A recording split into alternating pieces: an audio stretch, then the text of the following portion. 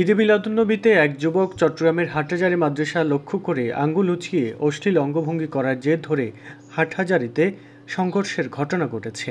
পরে গভীর রাতে সেনাবাহিনীর হস্তক্ষেপে পরিস্থিতি নিয়ন্ত্রণে আসে।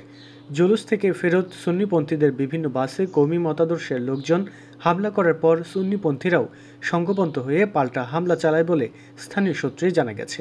এতে উভয় পক্ষের অন্তত 180 জন আহত হয়েছেন।